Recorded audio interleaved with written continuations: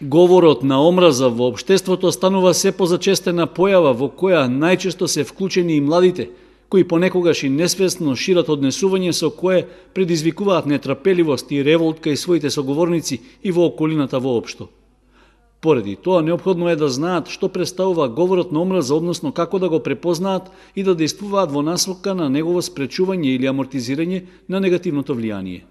Тоа беше и целта на првата работилница, што во соработка со волонтерскиот центар од Скопје ја организираше младинската организација Авангарда од Средното општинско училиште Гошо Викентиев, а на која присуствуваа поголем број ученици.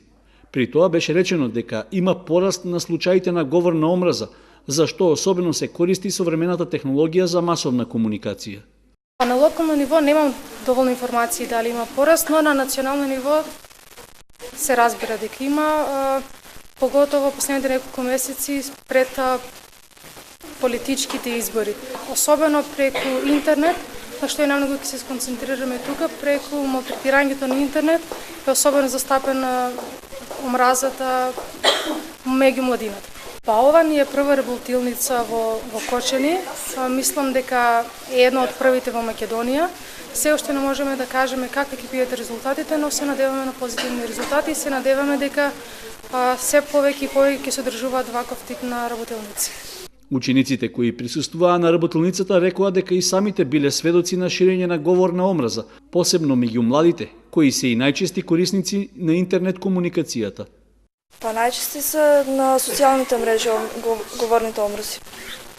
Помеѓу социјалните мрежи, помеѓу двајца пријатели, бивши пријатели или било што имат меѓусебна омраза и го изразуваат тоа преку социјалните мрежи. Политички, неполитички, помеѓу физичкиот изглед, помеѓу се. На работилницата во Гошо Викентиев, преку практични примери, на забавно едукативен начин, на средношколците им беше прикажано како да го препознаат говорот на омраза. Инаку, минатиот месец во Црнагора се одржал тренинг курс на тема да се кренеме сите против говорот на омраза со финансиска подршка од Европската комисија. На обуката учествувале 30 на представници од 10 земји од регионот.